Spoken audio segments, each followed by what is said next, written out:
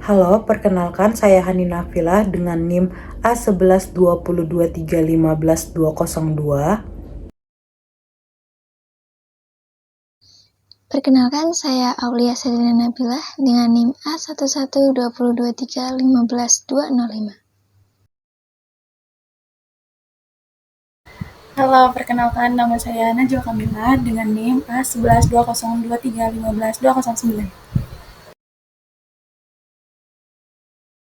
Halo, perkenalkan nama saya Bisana Priambodo Muriko. NIM saya A11 2023 15217. Assalamualaikum warahmatullahi wabarakatuh. Pada kesempatan kali ini kami akan mempresentasikan hasil proyek dengan judul Workshop Pelatihan Peluang Usaha dengan Memanfaatkan Aplikasi Online Shop pada mata kuliah Keterampilan Interpersonal dengan rekan-rekan saya. Yang pertama ada Aulia Sadrian Nabilah, yang kedua Najwa Kamila, dan yang ketiga Bisono Priambodo. Selanjutnya akan dibacakan oleh Aulia. Kepada Aulia dipersilakan.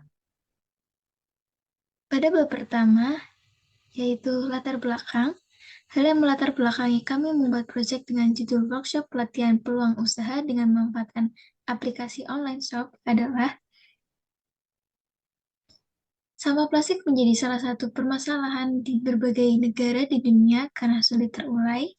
Namun, keberadaan sampah plastik semakin meningkat setiap tahun, ditambah kurangnya kesadaran dari manusia dan pengelolaan yang kurang terintegrasi menyebabkan pencemaran lingkungan di darat dan di laut. Produksi sampah berbanding lurus dengan pertumbuhan penduduk. Indonesia menjadi negara penyumbang sampah plastik terbanyak dengan urutan kedua di dunia, dan Indonesia merupakan negara dengan jumlah penduduk terbesar keempat di dunia. Dalam sehari, penduduk Indonesia menghasilkan 2,5 liter sampah dan 14% diantaranya merupakan sampah plastik yang membutuhkan waktu ratusan tahun untuk terurai. Sosialisasi dampak sampah atau manfaat pengelolaan sampah berkelanjutan diharapkan dapat meningkatkan kesadaran setiap orang. Dengan memanfaatkan sampah ini diharapkan dapat meningkatkan pendapatan keluarga. Mendaur ulang sampah organik dan anorganik merupakan salah satu cara yang sering direkomendasikan untuk memanfaatkan sampah bertujuan untuk mengurangi sampah yang dapat diubah menjadi sesuatu yang bermanfaat. Sampah-sampah yang didaur ulang oleh masyarakat dapat dimanfaatkan untuk membuat berbagai kerajinan tangan yang dijual dan tentunya memberikan penghasilan tambahan bagi masyarakat. Salah satu bagian dari daur ulang sampah yang dihasilkan memerlukan strategi untuk memasarkan dan mempromosikan produknya, yaitu dengan menggunakan aplikasi online shop seperti Shopee. Menggunakan aplikasi online shop sebagai strategi untuk menawarkan produknya kepada konsumen tanpa batas ruang dan waktu. Untuk selanjutnya yaitu rumusan masalah. Berdasarkan latar belakang dan identifikasi masalah tersebut, maka dapat dirumuskan permasalahan sebagai berikut. Yang pertama, bagaimana cara memanfaatkan limbah plastik menjadi nilai guna? Yang kedua, bagaimana memanfaatkan perkembangan teknologi untuk membuka peluang usaha? Yang ketiga, apa saja yang diperlukan untuk mendaur ulang limbah plastik? Dan yang keempat, bagaimana proses pembuatan produk dari limbah plastik? Untuk sebab selanjutnya yaitu tujuan kegiatan. Tujuan dari program ini adalah sebagai berikut. Yang pertama yaitu mengetahui cara memanfaatkan limbah plastik menjadi nilai guna. Yang kedua, mengetahui manfaat perkembangan teknologi untuk membuka peluang usaha. Yang ketiga, mengetahui hal-hal yang diperlukan untuk mendaur ulang limbah plastik. Yang keempat, mengetahui proses pembuatan produk dari limbah plastik. Yang kelima, meningkatkan kesadaran masyarakat mengenai pentingnya menjaga dan peduli terhadap lingkungan dengan mendaur ulang limbah menjadi nilai guna. Dan yang terakhir, mengenalkan aplikasi online shop yaitu Shopee sebagai alat untuk memasarkan produk daur ulang. Selanjutnya yaitu luaran yang diharapkan. Luaran yang kami harapkan dari program ini adalah membantu warga berwirausaha tanpa harus mengeluarkan modal yang besar dengan memanfaatkan limbah plastik dan teknologi, serta meningkatkannya kesadaran masyarakat mengenai pentingnya menjaga dan peduli terhadap lingkungan dengan mendaur ulang sampah limbah plastik menjadi nilai guna. Dan subbab yang terakhir yaitu manfaat kegiatan. Manfaat dari program ini adalah sebagai berikut. Yang pertama yaitu mampu membangun ketertarikan masyarakat dalam mendaur ulang limbah plastik dan membuka peluang usaha. Yang kedua, terciptanya lingkungan yang bersih dan sehat. Dan yang terakhir, menjadi solusi untuk kepedulian masyarakat terhadap lingkungan dengan mendaur ulang limbah plastik.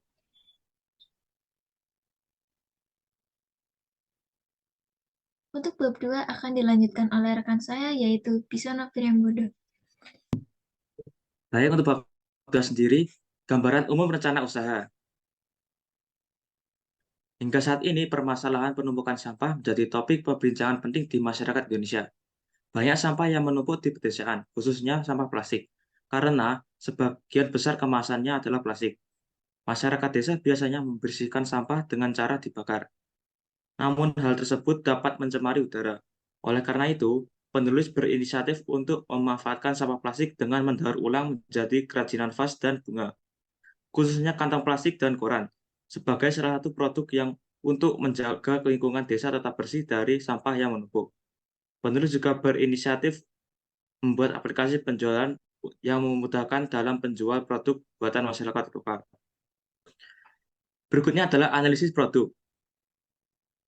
Produk yang dibuat dari program ini adalah bunga dan vas yang terbuat dari kantong plastik dan koran. Kemudian adalah analisis pemasaran. Yang pertama adalah strength. Untuk pemasaran, penulis akan membuat sebuah aplikasi khusus untuk jual beli. Banyak. Desain produk juga inovatif dan berbeda-beda dengan yang lain agar produk lebih menarik. Berikutnya adalah weakness. Banyaknya persaingan produk dari dalam negeri maupun luar negeri. Karena target pemasaran melalui aplikasi, banyak warga desa yang belum terlalu paham dengan teknologi. Keterbatasan dana dalam melaksanakan produksi. Berikutnya adalah perhitungan ekonomi. Pertama adalah biaya variabel. Biaya variabel yang akan dikeluarkan sebanyak Rp268.000. Selanjutnya adalah omset. Produk yang akan diproduksi sekitar 10 produk yang akan menghasilkan omset sebanyak 300.000. Berikutnya adalah penghasilan bersih. Dari produk yang akan diproduksi akan mendapat keuntungan sebanyak 32.000. Berikutnya akan disampaikan oleh Hani Nafila. Selanjutnya pada bab ketiga yaitu metode pelaksanaan. Pada metode pelaksanaan mencakup alat dan bahan. Pada alat terdapat gunting, lem tembak, setrika, lem kertas, tusukan lidi, kuas, dan kain. Pada bahan terdapat kantong plastik berwarna, kawat, lem, koran, foam kering, daun plastik, dan vernis.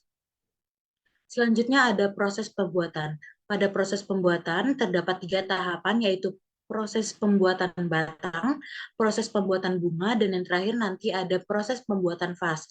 Yang pembuatan batang, langkah pertama yaitu menyiapkan alat dan bahan yang diperlukan, kedua menggunting kawat dengan ukuran sesuai selera, ketiga melapisi kawat dengan kantong plastik, yang keempat memberikan lem pada ujung permukaan plastik dan digulung sampai semua kawat terlapisi, memberikan lem pada ujung sisaan kantong, dan yang kelima dilakukan secara berulang sampai semua kawat terlapisi kantong plastik. Selanjutnya proses pembuatan bunga dan daun.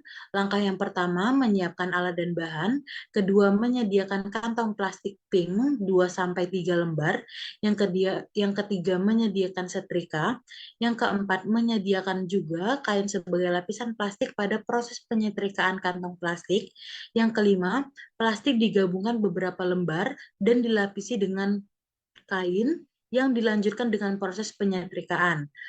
Yang keenam, proses penyetrikaan dilakukan hingga kantong plastik menjadi kaku. Yang ketujuh, dilakukan secara berulang sampai target yang akan dibuat. Yang kedelapan, setelah proses penyetrikaan kantong plastik dipotong membentuk pola bunga dan digabungkan agar menjadi berbentuk bunga. Yang kesembilan, setelah bunga berbentuk atau setelah bunga jadi, dilanjutkan dengan proses pembuatan daun yang bertujuan sebagai penghias bunga. Yang kesepuluh, pembuatan daun dengan proses yang sama, warna kantong plastik yang dipakai berwarna hijau dan hitam. Yang kesebelas, menyediakan kantong plastik 3 lembar berwarna 2 hijau dan 1 hitam. Yang ke-12, menggabungkan plastik dengan posisi kantong hitam di lapisan tengah, kantong plastik berwarna hijau, dan 13, plastik disetrika dengan dilapisi kain hingga plastik kaku. Yang ke-14, memotong plastik membentuk pola daun dengan ukuran sesuai kebutuhan, dan yang ke-15, merangkai bunga pada batang yang sudah dibuat dan menambahkan beberapa daun.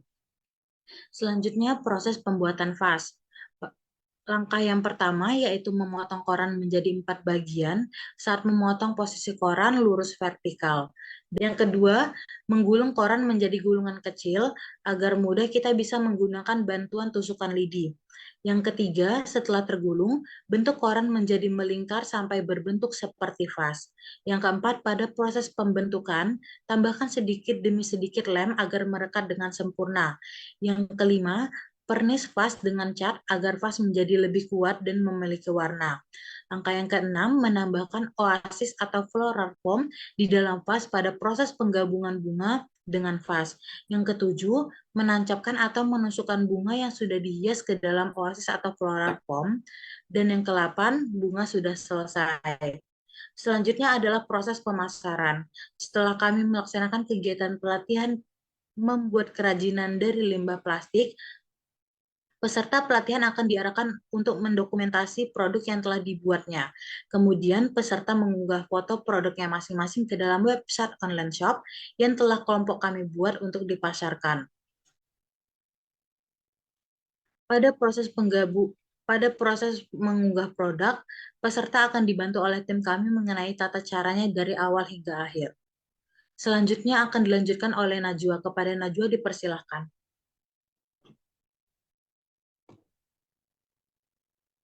Bab 4 berisi jadwal kegiatan dan anggaran biaya. Untuk jadwal kegiatan bisa dilihat pada tabel. Pada perencanaan, kita memulai dari bulan September sampai dengan pelaksanaan kegiatan yang akan dilaksanakan pada bulan Januari sebagai patokan nilai UAS kami nanti. Dan seterusnya menunggu arahan dari dosen kami. Selanjutnya, anggaran biaya. Selanjutnya, anggaran biaya yang kami tampilkan pada tabel berisi biaya habis pakai dan biaya perjalanan lainnya. Tabel ini guna untuk kita mengetahui anggaran yang kami butuhkan. Next.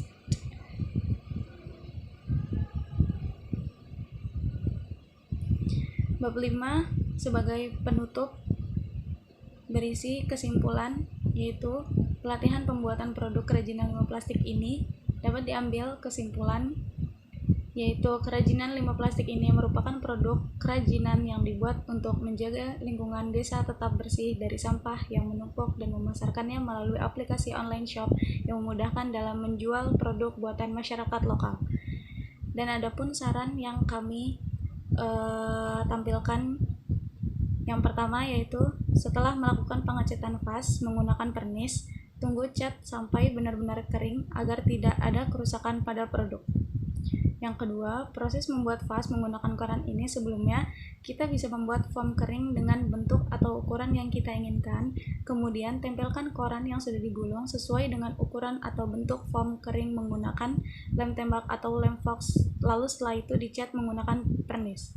Yang ketiga, produk kerajinan limbah plastik ini dapat dikembangkan dengan berbagai variasi bunga atau vas atau membuat produk lainnya yang bisa menjadi nilai guna dan memiliki nilai jual di pasaran. Berikutnya saya serahkan kepada ketua tim kami yaitu Hani Nafilah.